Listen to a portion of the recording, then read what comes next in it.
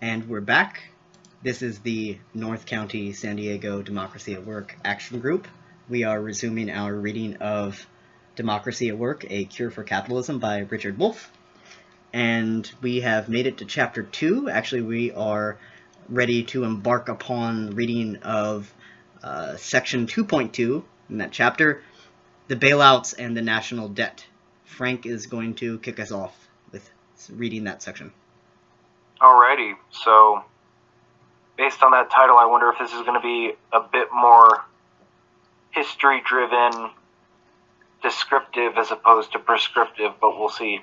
Alright, so again, the title is The Bailouts and the National Debt. In capitalist economies, governments are often caught between the demands of assertive coalitions of business and the richest citizens and the demands of the mass of the people. In the United States since the 1970s, such business coalitions had successfully obtained extensive government services and supports while simultaneously reducing their federal tax burdens and regulations. The burden of taxation was increasingly shifted onto the working classes, called middle classes, in the United States. For example, whereas federal taxes on business had brought in far more than taxes on individuals in the 1940s, by the first decade of this century, that relationship had been starkly reversed. Federal taxes on businesses brought in a quarter of the tax revenues collected from individuals. And whereas in the 1950s and 1960s, the richest U.S. individuals faced a top income tax rate of 91%, repeated declines brought the top brackets to 35% by the first decade of this century. The fastest growing federal revenue source during these years was not the less and less progressive individual income tax, but the regressive Social Security and Medicare taxes. In the simplest terms, corporations and the rich partly utilized the explosion in profits that began in the late 1970s to wield enough political power, in ways explained below, to shift the federal tax burden from themselves onto the middle classes.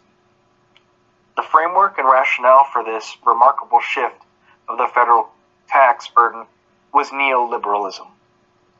In more common language, the tax-shifting maneuvers were promoted as, quote, job creation policies. With fewer taxes to pay, corporations would expand and rich individuals would invest. Twin sources of more jobs. This theoretical argument is weak, however. Many other factors combine to determine whether and how much corporate or individual income saved from taxes will be spent on growth and investment. The empirical argument is weaker still. For every example of tax reduction encouraging job growth, counterexamples illustrate the opposite.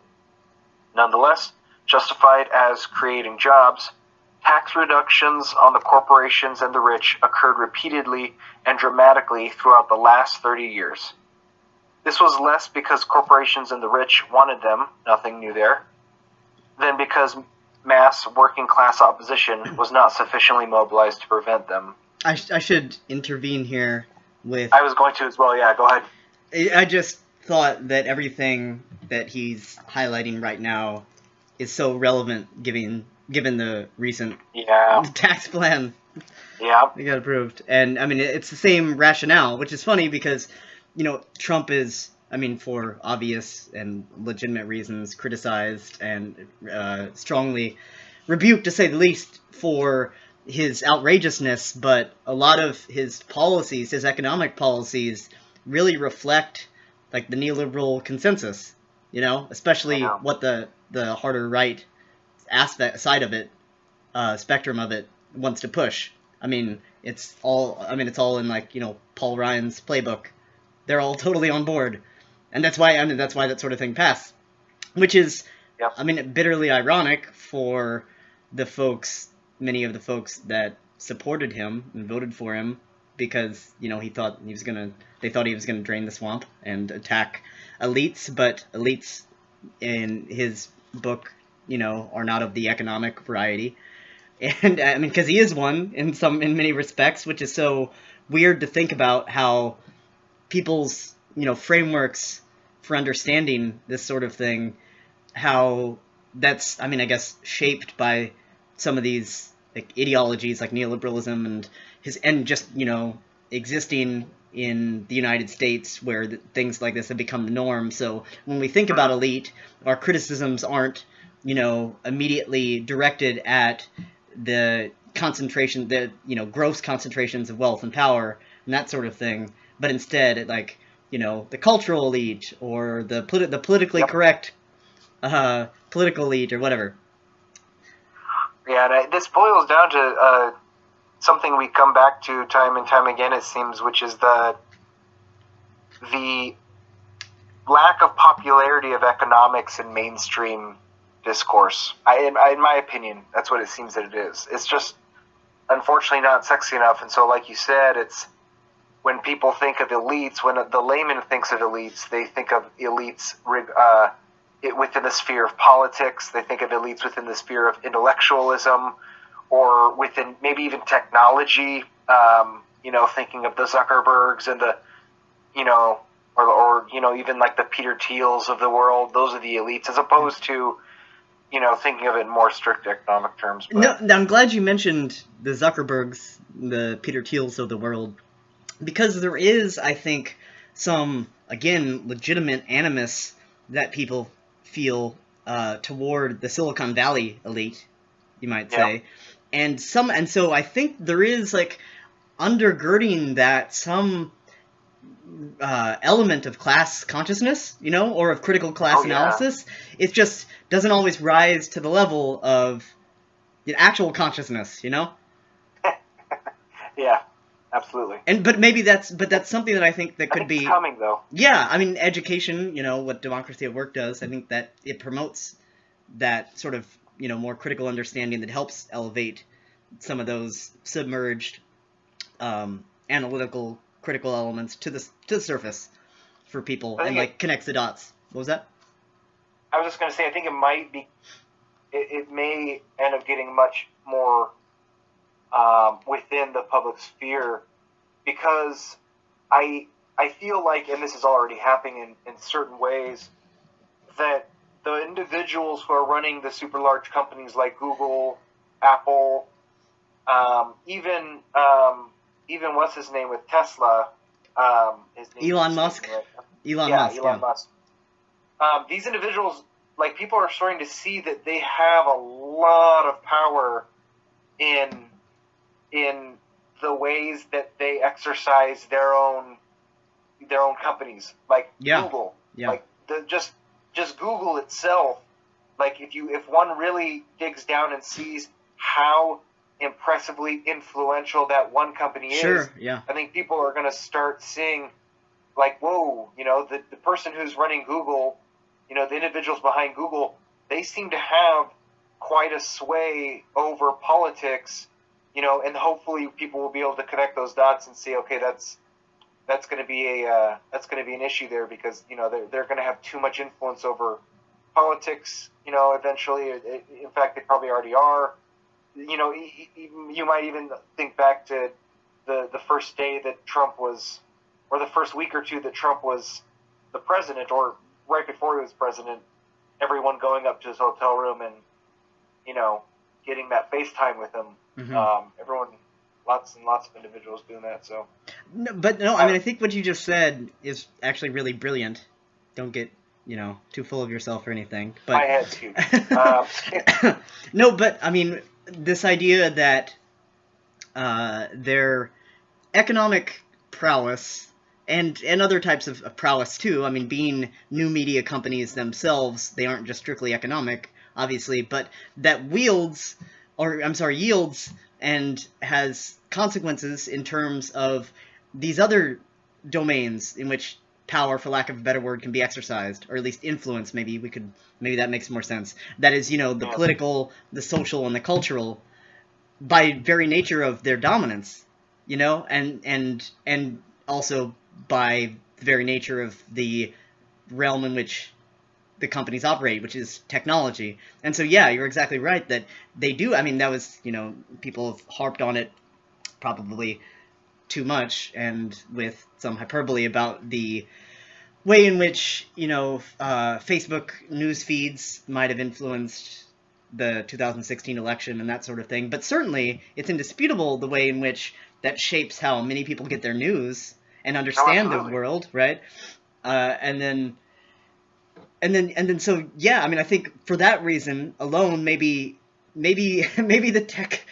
our Silicon Valley overlords, maybe they've like, to paraphrase Marx, they have solidified their own demise by venturing into that kind of corporate dominance because it's too obvious to people, right? And so so it's not just like, Zuckerberg owns as much wealth, or he's, one of the 8 people who own as much wealth as the bottom half of humanity. Pretty sure he's one of those 8. But it's also that, the company that he controls in large part, that it shapes our reality increasingly. And so, and you can't not notice that. And so I love that insight, though. I'm just being kind of a media person. And I was also going to point out that Trump was in Davos recently. Oh yeah. For the World Economic Forum, the annual forum, where all of the major players in the capitalist world meet, including some politicians. And it's funny, like, I was listening, which again is somewhat of a mainstream critique, but there's a show, I think, on public radio, and I was listening to the blurb for one of their upcoming episodes, and they referenced, the things that Trump said on the campaign trail about, going after the elites, and then pointed out that, well, this is the prime place where elites come to meet. Maybe he's, just gonna... He's going there... Yeah, maybe he's just going there to wag his finger at them or something. But no, the thing is, though, really quickly, because I don't want to take up too much time with this, but, I mean, part of the reason that Trump was successful, I think, is because of neoliberalism, if we understand that as part of, like, again, like a worldview, among other things, and part of that worldview implies this veneration of business, right? And a business mentality. And that's what people see him as, even though, I mean, that's actually seems pretty incorrect if you look at how he's kind of amassed whatever wealth he has or pretends to have, that there's some issues there, but people see him as a successful business guy. And so they're like, that'd be awesome if he gets in there and, throws out all the political wonks and just does his business thing. But, and so maybe it's not as troubling to folks that, again, he would, be right at home in Davos, or that he would push a business-friendly tax plan, precisely because a lot of people see that as not only right and proper, but also perhaps even desirable.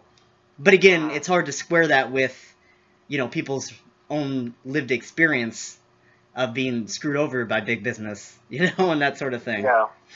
So anyway. All right, well, we'll continue here with the reading. Yes. Okay, so to explain how and why the political forces led to that outcome, I will begin by noting how corporations and the rich used their rising profits and their falling tax burdens to shape politics. As they altered the tax system to their advantage, they worked hard to define, quote, the tax issue, politically, as having nothing to do with shifting burdens from one social group to another. Politicians and politically motivated think tanks inundated public discourse with affirmations that all taxes were excessive burdens that sustained wasteful bureaucrats. Government employees did much that was useless or worse. Above all, they argued, government assistance sustained people who thereby avoided work or lost whatever work ethic they ever had. Costly and wasteful dependence on state support, and hence ultimately on taxes, replaced productive labor in private enterprises. Worse still, those who did work, the working classes, had to pay even more taxes to support those on state support who did not. Likewise, taxes on corporations and the rich supported those who did not work, while dampening and discouraging the corporate expansion and private investment that created jobs. Corporations and the rich, through the political statements and actions of the Republicans and Democrats, the latter less enthusiastically because of their historic ties with the working classes, became loud advocates of cutting taxes and wasteful, counterproductive government welfare spending. This would be the best policy for everyone. Politicians became advocates of restrained federal spending, balanced budgets, fiscal conservatism, and so on. Well-publicized and corporate-funded, quote, popular tax revolts organized people around the demand for general tax relief, such as the California bill proposed by Governor Gray Davis and passed in 1999, which was copied in many other states. Corporations and the rich funded political allies who made sure that tax cuts went mostly to them. The pursuit of these politics had many detrimental outcomes. Reduced government tax revenues raised the question of what to do about the expenditure side of the federal budget. With lower tax revenue, Washington could more easily justify cutting social welfare spending. However, the groups calling for less government spending always encountered a daunting problem that often enraged them and strained their political relationships. The interests of many corporations and rich people in U.S. capitalism are served by and depend on federal supports and spending. These beneficiaries fiercely protect the federal spending they want by using their profits and personal wealth to that end. Such beneficiaries include the military-industrial complex, energy companies, transportation companies, the healthcare industry, a complex composed of doctors, hospitals, pharmaceutical companies, and medical insurance providers, among others, agribusiness, and many other commercial interests. Such groups also oppose cutting various kinds of social spending when they fear employees might successfully secure higher wages and salaries to offset such cuts. You want to take over at that point? Yeah, sure. Right. I will note, though, before I begin, it struck me, I'm very pleased with the fact that he pointed out that, there are plenty of capitalist institutions and industries that benefit immensely from government support and subsidy. And, that's part of the argument that usually gets omitted when people are debating these sorts of things. And moreover, some of those things that he mentioned, if there's some socialization going on anyway, the government support propping up private enterprise, then people might reasonably ask themselves if things were more socialized, if they were properly socialized and democratized, these industries and institutions, like healthcare, for example, if maybe that would result in better outcomes, because the outcomes, by and large, in the U.S. kind of pale in comparison to other similar industrialized countries. So just something. Absolutely. Okay. And it is good to note, just to make sure that Bernie Sanders did rail on that quite a bit. He often mentioned the fact of what did he call it? I think it was also used by Wolff, but just welfare. Instead of saying welfare queens, like was thrown in the face of liberals back in the day, he was using the same idea of welfare queens, but with large businesses. There was a term he used. I don't remember what it was, but not just simply corporate welfare, but something else. Yeah, something like corporate welfare. But Walmart's a huge example of it, where you don't pay your workers enough to the point where they're going to have to, be forced to rely on welfare and things like that. And that's kind of an indirect way in which a corporation can lean on the government by forcing their workers to do so. So. Yeah. So, anyways, I'll pick up where you left off.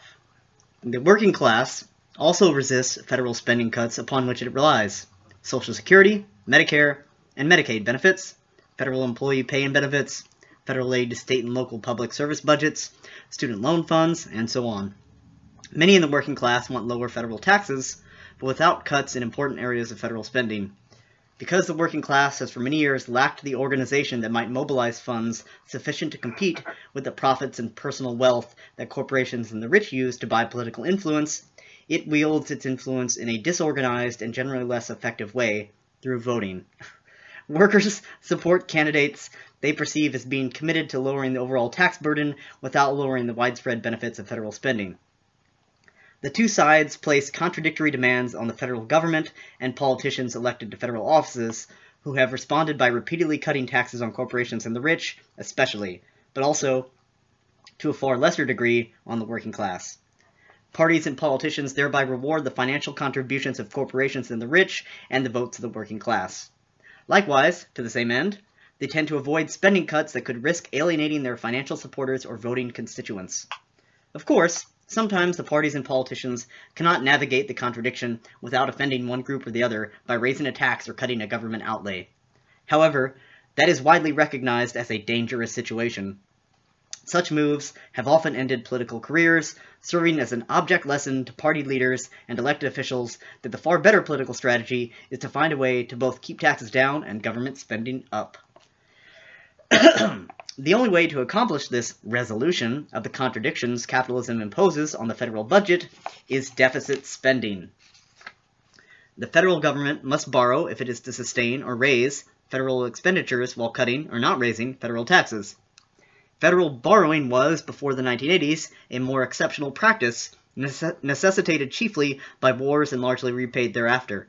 During the Great Depression, the Roosevelt administration championed deficit spending in a new way as a key device in overcoming and reducing the social pain of major economic downturns.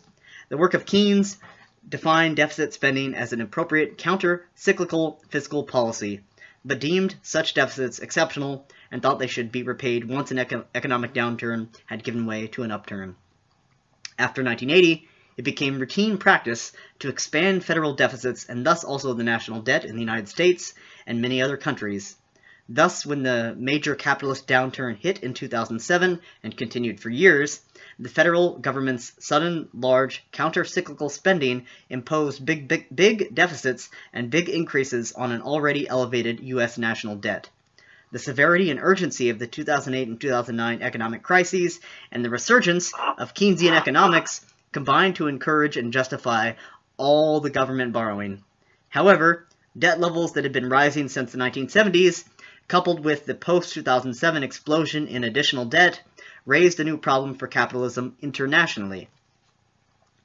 The major public lenders to borrowing governments were banks, insurance companies, large corporations, and wealthy individuals, as well as other cash-rich national governments.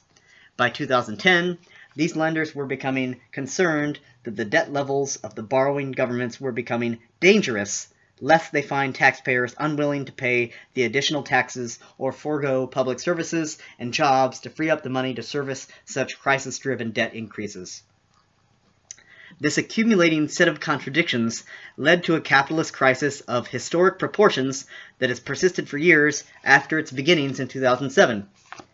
Wage, productivity, and profit shifts, as well as income and wealth distribution movements and credit market developments, coalesced into a toxic mix of economic disruptions. The massive deficit spending with which the U.S. government responded now generated yet another contradiction. Its policy decision to concentrate on unfreezing the credit markets as the key to overcoming the crisis meant that the government bailed out many of the largest private financial enterprises. Once these enterprises were again able to lend, because of the federal government's help, they proved very hesitant to lend again, lest they risk another financial meltdown. They preferred to lend only to the biggest and safest possible borrowers. This hobbled credit for all sorts of small, medium-sized, and endangered businesses, and for many debt-laden consumers, thereby undermining any general economic recovery. It also hobbled credit for the many governments indebted to these lenders. The starkest case was Greece, but many other countries, including Portugal, Spain, Italy, Hungary, and Ireland, experienced similar credit problems. Lenders enjoyed a lender's market as governments desperate to borrow in order to soften or offset the crisis besieged them for loans. Greece, a relatively poor and small country, already had an indebted government when the crisis imposed further borrowing, making it not the best credit risk. At the same time, Greece had perhaps the most organized and militant labor unions and left political parties in Europe. As the elections of 2012 showed, they might well block any Greek government's plans for servicing debt at the expense of raised domestic taxes, reduced domestic policy services, or both. Because lenders preferred to lend to the relatively much more secure U.S. or German governments than to the Greek government, borrowing costs in Greece rose sharply. What the Greek government might have done to stimulate demand and otherwise counter the impact of the global crisis on its country was prevented by the need to devote scarce public resources to paying lenders. Worse still, raising taxes and cutting government jobs and services to get the money to pay creditors only caused Greek economic conditions to deteriorate further. This, in turn, reduced government revenues, requiring more borrowing in a vicious downward slide into economic catastrophe. Since a large portion of the Greek government's debts were held by non-Greek banks, rising debt costs drained wealth out of Greece altogether. For years, the world watched as a small, poor corner of the European economy foretold a possible future for many other heavily indebted governments reeling from the twists and turns of the capitalist crisis. All of these developments give a new importance and currency to the term austerity. Austerity means a combination of higher taxes and other payments flowing from the population to the government and fewer jobs and services provided by that government to its constituents. It is rationalized as the necessary medicine to cure the illness of costly national debt. The nearly universal practice of governments in capitalist countries for the previous 30 years has now been reconceptualized as a policy error that caused an economic sickness. Austerity has become the prescription for countries to regain economic health. The crisis of capitalism since 2007 was pushed into the background, denied a role as a key cause in nations' economic problems. No discussions in the establishment media focused on systemic alternatives to capitalism that might solve or remove the problem of regularly recurring crises, instead presenting the trickle-down responses of governments as if no alternative responses were possible or worth considering. Instead, the big problem of the day became the sickness of government deficits and debts, and the appropriate, if painful, medicine was austerity. Republicans and Democrats argued chiefly over the details of austerity, its size and timing, the precise mix of tax increases and spending cutbacks, and so on. Most Republicans preferred tax cuts for businesses, or for business and the rich, versus average citizens, more than most Democrats, and most Republicans preferred cutting government employment and social welfare services more than most Democrats. But both agreed on far more than they disagreed on. Do you want to take over? Yeah, sure. Did you have any thoughts on what I just read? I was just going to say, I wish I had more to say about it, but I think it's worth mentioning that I think you probably know more. Isn't it true that one of Wolff's students became a high-ranking politician in Greece during the crisis and was like heavily involved in its relations with the EU and what the EU was trying to do to Greece during this time? Are you familiar with that? I don't remember hearing that, but that's really interesting. I know Wolff has talked about the former Greek, I think it was finance minister, Yanis Varoufakis. Yes. Yeah, who was, one of the, I don't want to say Marxist economist, but he had studied Marx, and actually I listened to a talk that he gave in which he kind of drew on some Marxian theory, and he was, left-leaning, and he wrote a book recently, which other folks, I guess, on the left have been critical of for some of his assumptions, and it's kind of like top-down thinking, but it was called, I think, something like The Adults in the Room, and essentially he talks about the futile endeavors that they made to try to get a deal that would benefit the Greek people and probably actually benefit the EU as a whole, but because of the demands that other governments and other major political leaders, like Germany, for example, that they were putting on and demanding, austerity, that it just wasn't going to happen. Just they're like the Troika, just refused to even consider what the government in Greece was proposing. I see. So I guess I'll take over then. Yeah, and by the way, what was I'm having a blank, I'm drawing a blank here. What was the name of the Syriza? Syriza. That was the major political party, the left-leaning political party that came to power in Greece in the wake of their economic crisis, and so that's what Yanis Varoufakis was a part of. And so what happened though was, in large part, and Varoufakis ended up leaving, but in large part, Syriza kind of capitulated because they had no choice to what was being kind of shoved down their throats, which is kind of really unfortunate. Yeah, I heard the same. So I'll continue. We're at meanwhile lenders, is that correct? Yes. All right. Meanwhile, lenders everywhere sharply scrutinized and ranked the risks of government borrowers. As lenders imposed or threatened to impose rising loan costs, those governments scrambled to prove that they represented no significant risk for lenders. They did this by demonstrating their political capacity to impose austerity programs on their people and to free the money needed to service their present debts and any future debts. This meant showing that they could indeed raise taxes and cut public employment and services to raise funds. Politicians claimed that an effective dose of austerity now could restore lenders' confidence, thereby allowing them to avoid a much larger dose of austerity later.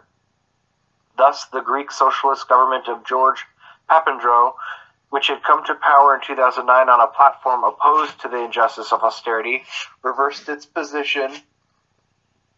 It justified austerity to its Greek constituents on the grounds that not imposing it would necessarily mean worse cuts later. Critics of austerity programs in Greece and elsewhere countered that austerity now would cause further economic decline, depress tax revenues, and worsen deficits, thus paving the way for still harsher austerity programs later. In fact, U.S. history gives the lie to the entire austerity discourse. Austerity programs are far from the only or the best policies for coping with capitalist crises.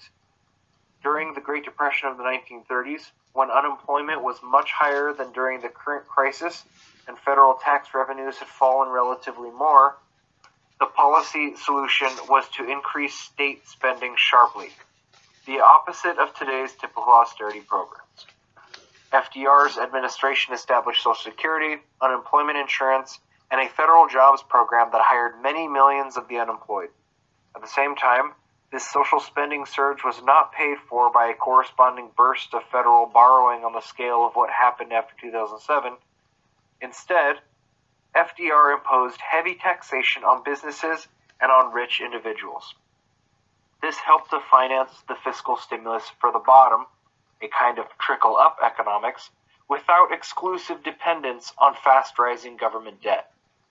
The strengths and weaknesses of FDR's response to capitalist crisis and the strengths and weaknesses of the crisis responses deployed since 2007 have led many to prefer trickle-up to trickle-down economic policies.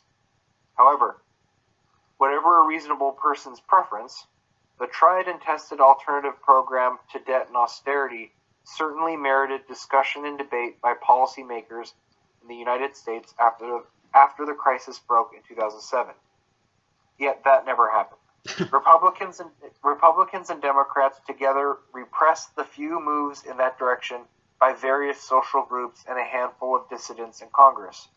Not only was the trickle-up alternative never seriously debated, but any systemic alternative to capitalism, one that might avoid or better manage downturns, was likewise kept off the national agenda despite the depth and duration of the capitalist crisis and its immense social costs. So that ends section 2.2 of chapter 2. Just to give a quick comment on what we just read, if I remember correctly, didn't both, I don't remember what Clinton said, but didn't both Sanders and Trump talk about spending for infrastructure and maybe starting a little something like this, maybe not at the grand scale that happened after the Great Depression, but I think they both mentioned spending in that way to help out with the unemployed. I'm sure Sanders did a lot more, and I don't know if Trump was more just blowing hot air, but do you remember that being discussed? I think infrastructure was a pretty big one, but then again, maybe they were just kind of talking about the fact that our infrastructure is pretty dismal at the moment, I guess.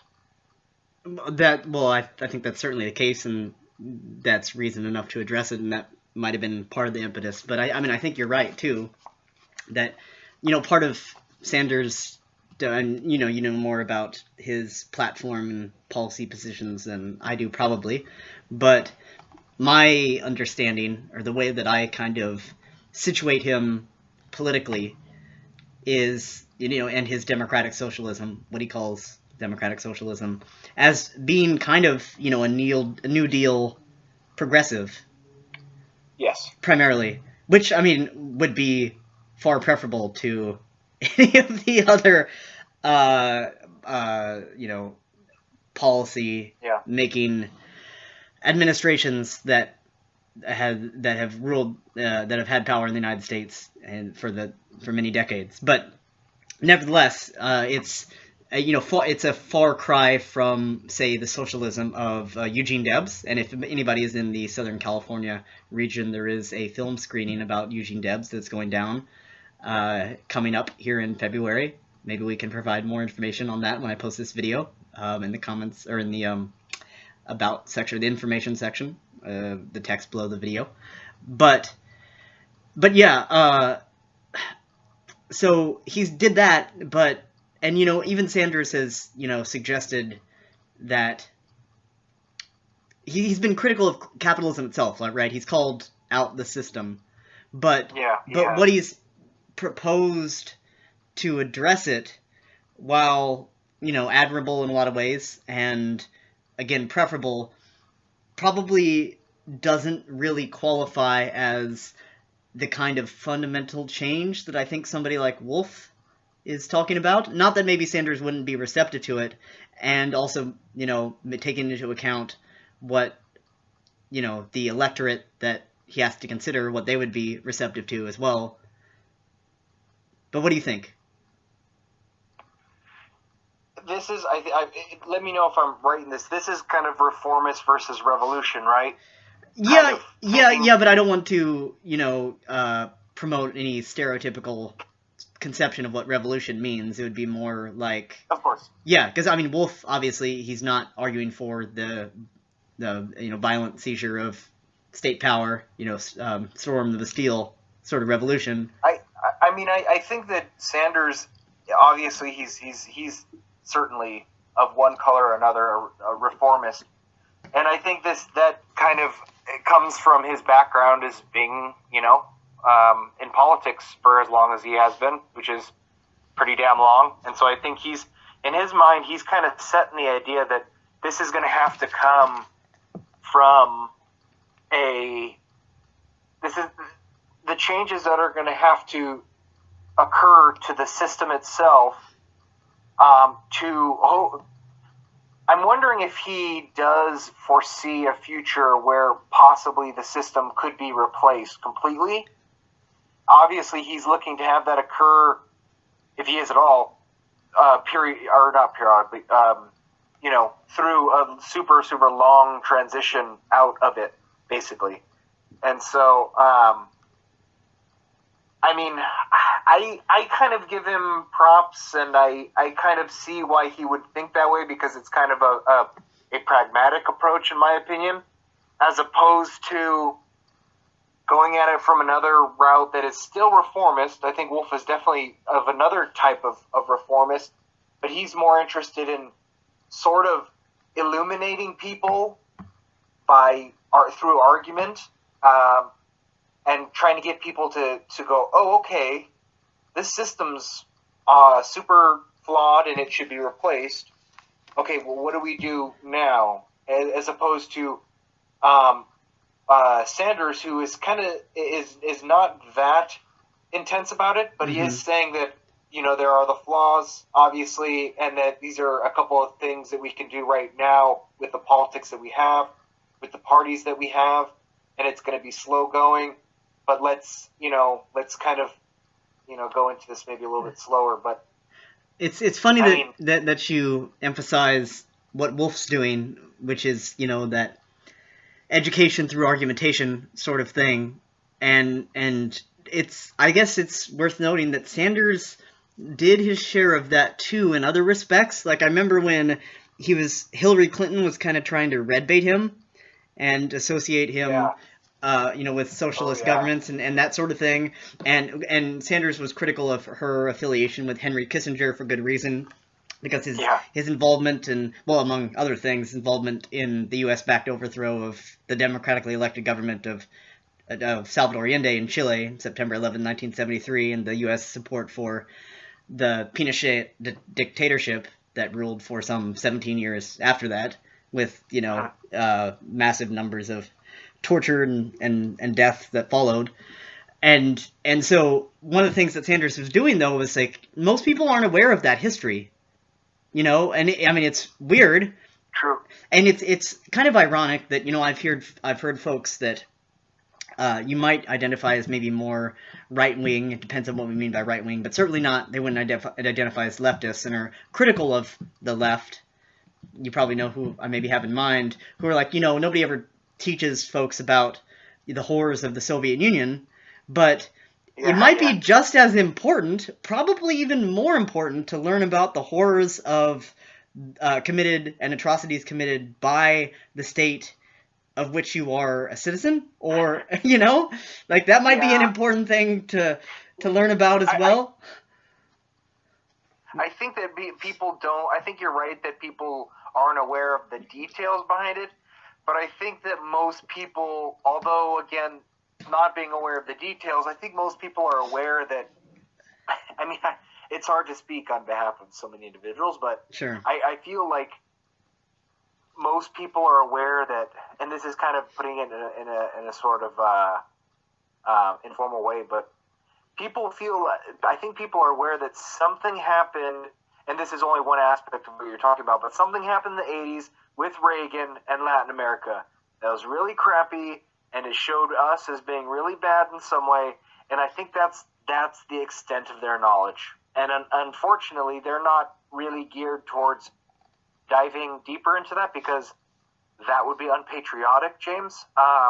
And so, and so maybe that's it. Maybe it's a certain subtle aversion to kind of harming your own in a weird way. As far as having the state be your own, because that's that's where we're all at, and we're on the world stage, and we should try to look as best as we can, and if we're going to be digging up these skeletons, then that's going to go against that. And the obvious moral counterpoint or rejoinder, which I'm sure you've thought about before, would be that to put your best foot forward as a nation or as a country or what have you would entail, if not demand, digging up those skeletons and trying to make amends and sorting through that sort of thing. And actually, I would liken it to, you've probably heard this before too, and we'll maybe pick up on the reference, but sorting yourself out as an individual.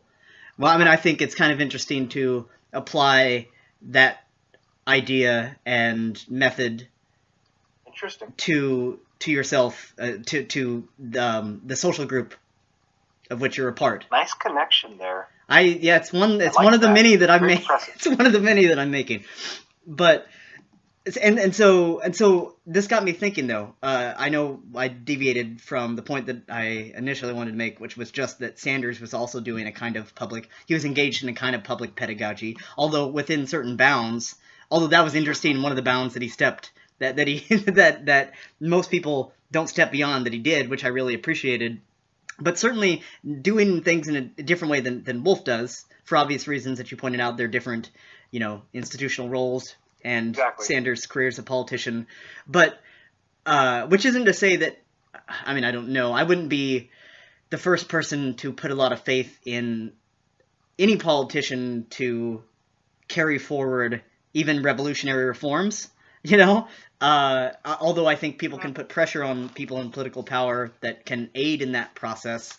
But one of the things I don't know. I just watched Lincoln recently, so okay. I beg to differ a little bit. Okay, but go ahead. One of the things about Wolff, you know, you had characterized him kind of on the reform end too. One of the terms that came to mind that's sometimes bandied about in these sorts of discussions is this idea of like revolutionary reforms or a revolutionary reformist. I've never heard of this.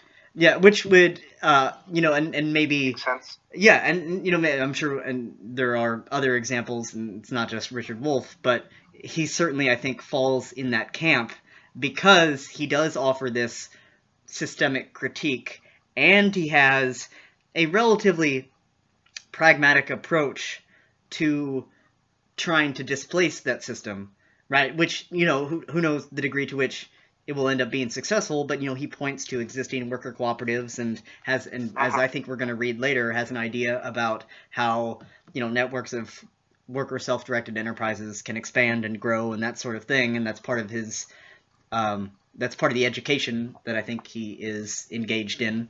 Part of his pedagogy is trying to explain that alternative. But, I mean, unless you had something to say with respect to that, or something about Lincoln. Oh no, just have you seen Lincoln? I haven't. With no. Day-Lewis? I liked it a lot. Pretty good movie, just my own personal opinion. But it completely revolved around the passing of, I think it was the 13th Amendment, which abolished slavery. And it was, I mean, the entire movie is about Congress doing the little things Congress does to get us, you know, certain bills passed, but mainly this amendment. So, which is therefore, you know, it's obviously much more difficult to do that than simply pass bills. But the whole thing was about that, and there were certain key figures, and, you know, they had these revolutionary ideas, and they actually were successful. And so, you know, that's, you know, that's one. It's funny that if it centers around the 13th Amendment, because I mean, you're familiar with the documentary that came out a little while ago called 13 or 13th. The 13th? No, I see it on Netflix when I cruise by the documentary. And so yeah, there's a big movement afoot to abolish the 13th Amendment because it has a really important proviso, which is except for shit. There will. Oh, I don't know if I should say that. I apologize. Slavery shall not exist except for, you know, payment as for a crime or something like that. Yeah, exactly. So it essentially, while it outlaws slavery, it enshrines its legality in the form of incarceration. Yes. But I understand that's not your point. But anyway, all this got me thinking, though. So, I mean, the last paragraph... One step at a time, James. Yeah, the last paragraph here, and even just the last sentence or two, where Wolff wrote that not only was the trickle-up alternative never seriously debated, but any systemic alternative to capitalism, one that might avoid or better manage downturns, was likely kept off the national agenda, despite the depth and duration of the capitalist crisis and its immense social costs. And it got me thinking about why systemic alternatives to capitalism don't make it onto the national agenda. The way that he words it was likewise kept off the national agenda. It's kept off suggests that people were consciously trying to, it almost implies that to me, that people were consciously trying to keep that off, you know, away from the realm of public debate, which I don't think is the case, and Wolff probably doesn't either, and that's probably just me nitpicking his word choice. But I was thinking about why that is the case, and one thing is, I mean, as we've discussed before, that economics isn't the sexy thing to talk about, and also, you know, it could be because something else that we talked about, like the neoliberal worldview that it, you know, in part celebrates business and entrepreneurship, and so it would be hard to critique a system that is all about that, or that purports to be anyway. But then, just in terms of, you know, I mean, this is still, though, in the wake of some of the serious crises that the system has wrought. And so what is it that is keeping it from reaching that level of national public discussion? And one thing that I've thought about, and I don't know if this is a dominant reason, but it's one that I wanted to grapple with because it kind of relates to what we spoke to before, but this idea, this kind of dichotomous framework, which I don't think makes for a strong argument, but the idea that, well, an alternative to capitalism was tried in the Soviet Union and in Mao's China and that sort of thing, and that we saw how that played out, and so not just to emphasize the horrors of Stalinist Russia, but also like thinking about, well, that ideology, if we want to call it that, like the sets of assumptions and the ways in which people think about things that are important, it promotes that kind of either-or worldview, I think, precisely because there is an assumption that any attempt to change the status quo, to change capitalism, is going to be disastrous, and that people maybe don't have the supposed necessary respect for the benefits that have been produced by capitalism. And so I wonder what your thoughts are on that, on like maybe the way that people see things, and maybe the way that people have historically assumed that, trying to challenge capitalism, maybe it doesn't automatically make you a communist. Maybe we've kind of evolved beyond that, but still this like worry or concern that if you try to mess with the system that has benefited you, well, you're not one showing the necessary respect, and also people that kind of maybe associate that with the United States itself, and so there's that patriotic element too.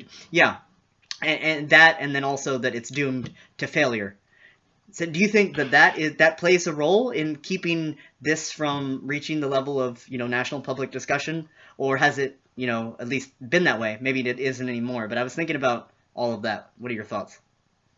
So I feel bad in that I'm going to harken back to what I had said before about, but I'll flesh it out a bit more about the unpopularity of economics. The false dichotomy of capitalism versus non-capitalism is problematic, because what FDR did, for example, is he didn't turn the country socialist. He introduced measures that were socialistic in nature, that lasted, a particular period of time, and then were squashed. But that it shows that it's not a simple, we're going to go from one system to another. It's elements coming into the mix and being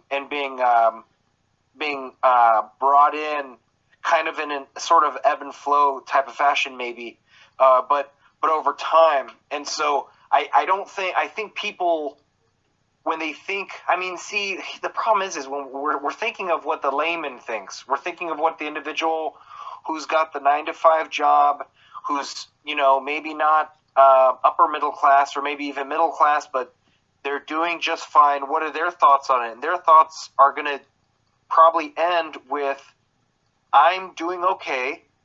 My country is known for prosperity. My country is known for, great advances in certain industries. Usually it's technology, for us, I think. And that's it.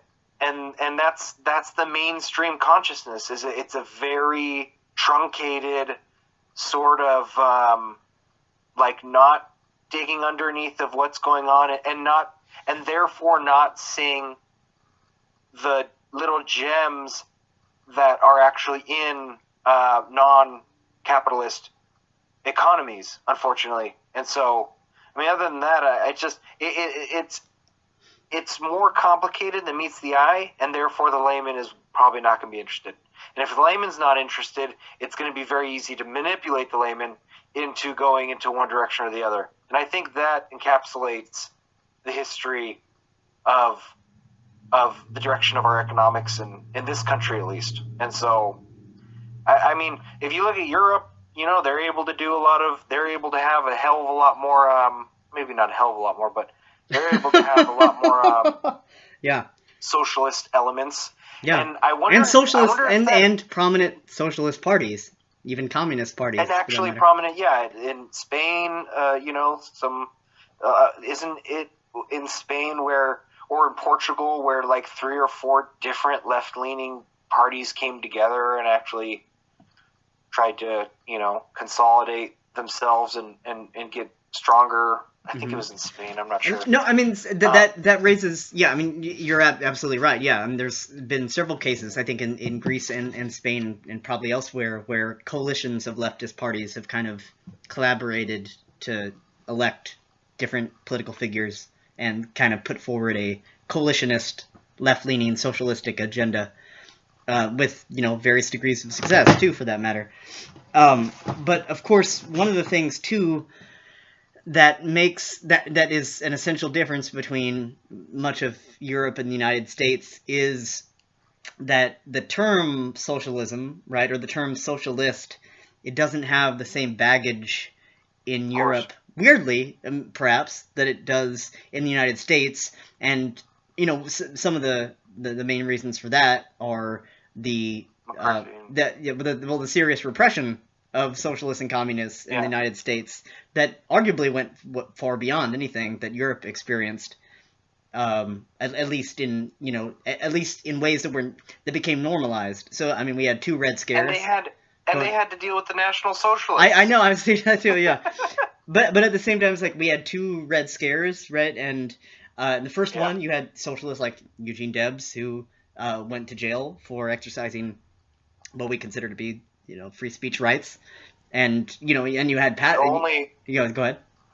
I was just going to say the only individual who campaigned for presidency from a jail cell. From a jail cell, yeah, and still got almost like 1 million votes. Did get 1 million votes in other cases.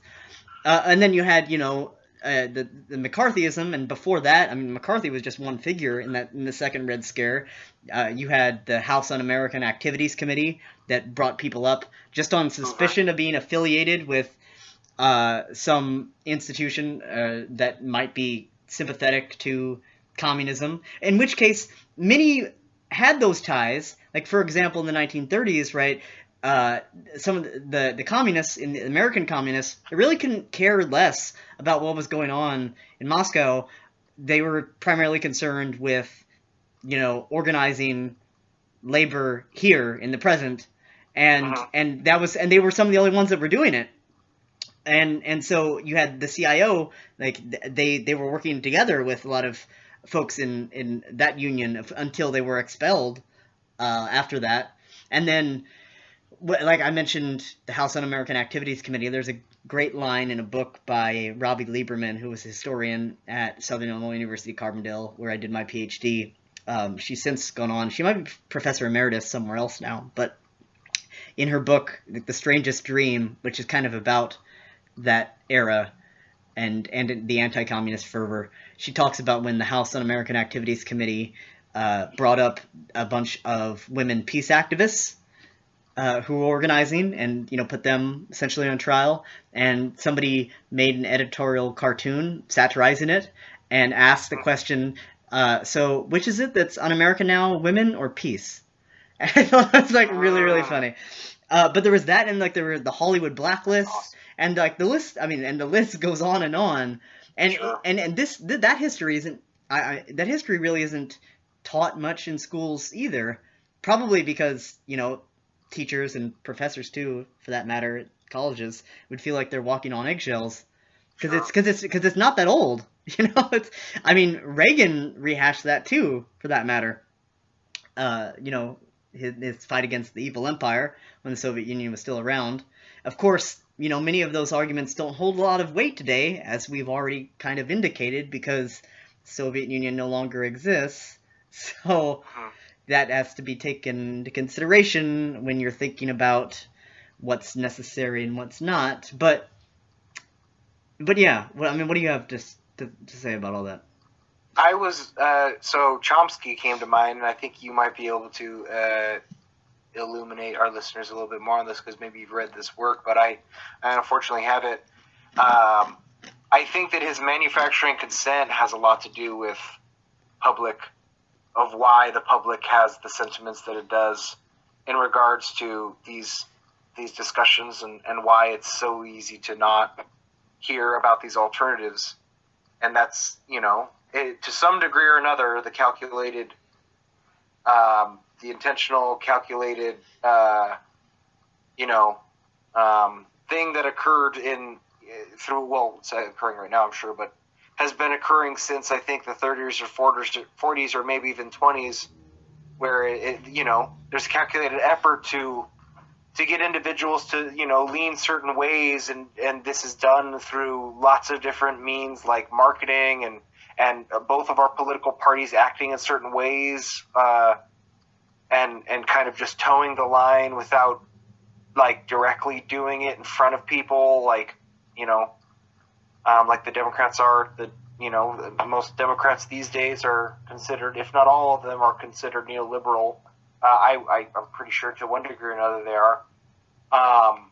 And so I think that Chomsky has a lot to say about why these issues still remain, why we can't talk about alternatives that often, and why the word Marx is a very hush-hush term, I think. Mm-hmm. But again, I haven't read that work, and it's like the one of his that I need to read. I teach part of manufacturing consent I've taught in a couple courses. I teach it in my Media and Cultural Studies course at UCR, and he co-authored that with Edward Herman, and it was first published before the Soviet Union dissolved, so it was published in 1988.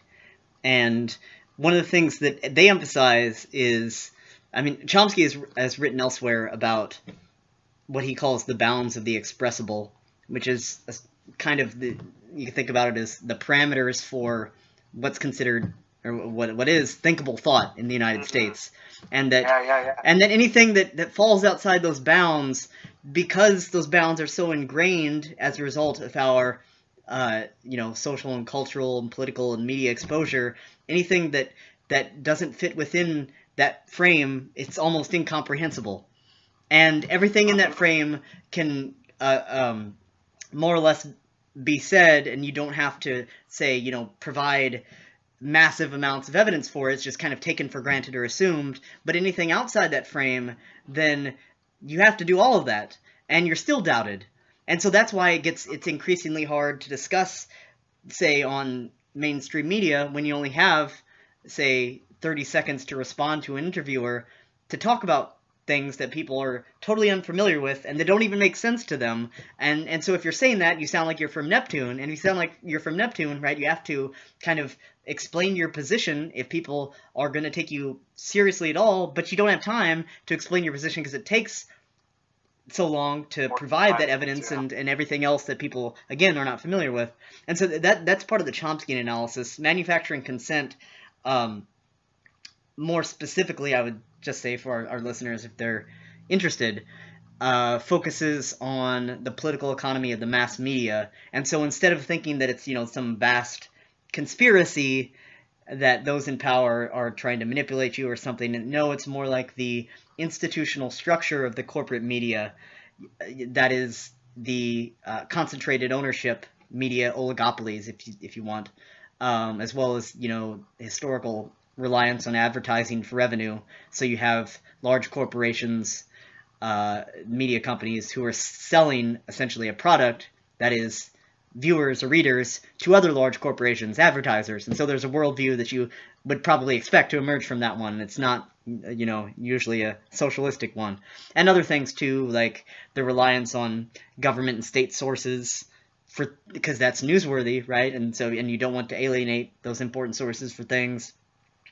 And the flak machine, which I think we've seen in operation a lot, and in new ways, maybe the way that it's the kind of just disregard for even the capitalist free press that we see under the current administration, but flak meaning like the blowback that people receive for, say, stepping outside of those expressible bounds, to use Chomsky's term, and the way that people like really get people the way that historically those that are delivering the flack really lay it on pretty thick and can ruin people's careers and that sort of thing, even for things that are totally legitimate.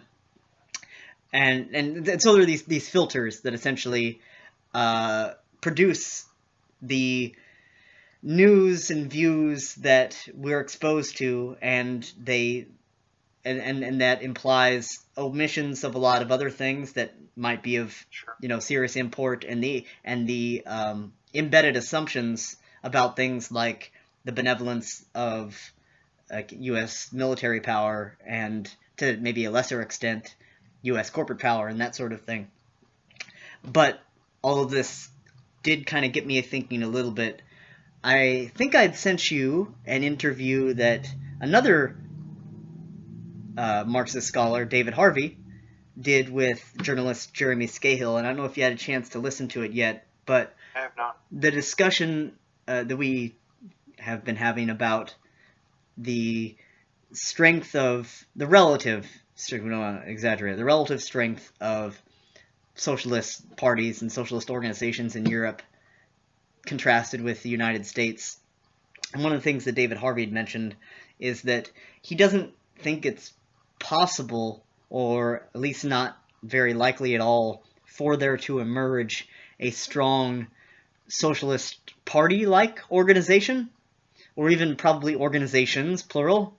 But he does see a lot of promise, which is surprising, because I don't think he used to kind of take this position, but maybe just the facts on the ground have prompted him to change his perspective. But he sees a lot of promise, though, in more kind of social anarchist experiments, of which maybe some of the things that Richard Wolff discusses and encourages, they might fall within that category that I think he's thinking about. That is, trying to create worker-owned businesses and maybe network them together and that sort of thing, and maybe get municipal governments to support that. And, what's that?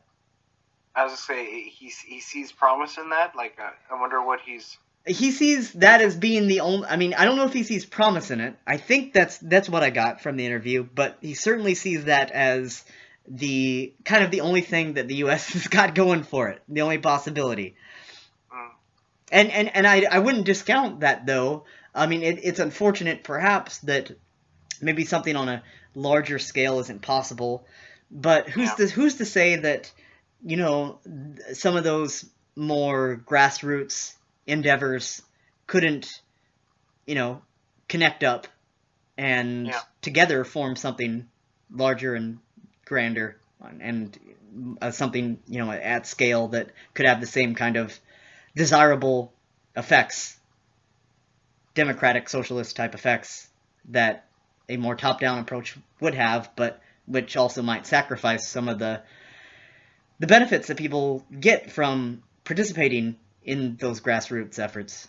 I don't know if this is too optimistic, but with the very poor performance of Congress and the election that occurred last year and all this, I think people might start getting more and more disillusioned about the top echelons of politics, and maybe they'll turn to municipalities instead and start working closer to their communities and stuff. I don't know if that's a little bit too optimistic to think, but it intuitively makes sense to me. But it'll probably take a long time for that to actually. One concern with all that, it's actually another Chomskyan insight, is that you have a lot of, say, conservatives, libertarians, folks like that, who are actually quite in favor of, well, one, states' rights, of course, but taking things down to the more local level. Usually, maybe that doesn't mean like the municipal level, but certainly the state level, right? Like, let the states decide.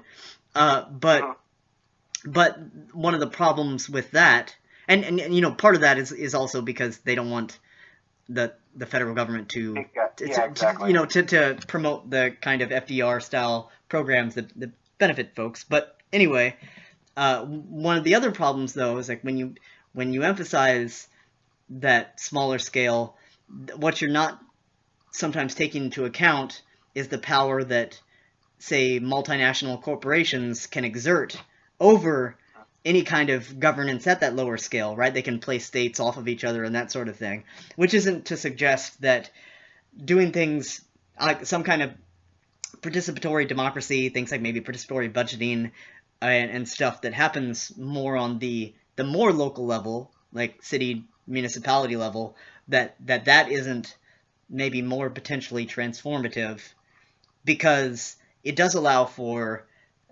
people to actually make decisions that quite directly affect them, and likewise, especially if that was to involve or in some way support or coincide with the democratization of places where people actually work too, which is what Wolff is kind of all about.